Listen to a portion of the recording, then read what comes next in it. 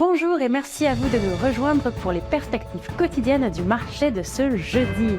Aujourd'hui, me rejoint Fernande de la salle des marchés pour nous donner toutes les informations.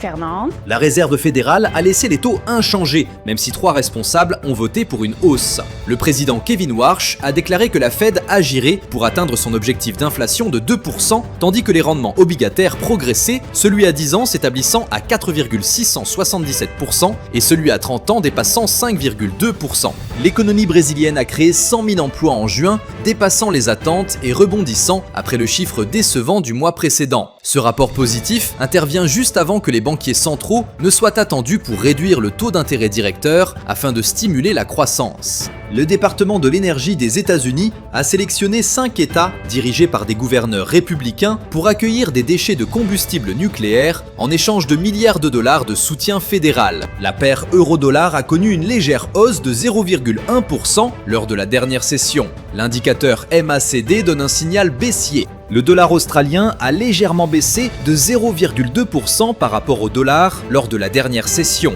L'indicateur ROC donne un signal haussier. La paire livre sterling-dollar a connu une légère correction haussière lors de la dernière session, augmentant de 0,1%. L'indicateur ROC indique un mouvement haussier. La dernière session a vu l'action Microsoft augmenter de 1,0%. L'indicateur ROC donne un signal haussier. Le calendrier économique mettra l'accent sur certains chiffres majeurs tout en incluant des annonces secondaires.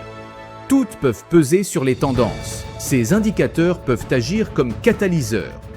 Prenez le temps d'évaluer l'amplitude des fluctuations et de réévaluer vos positions si nécessaire. Nous espérons que vous avez apprécié les perspectives quotidiennes du marché de ce jeudi.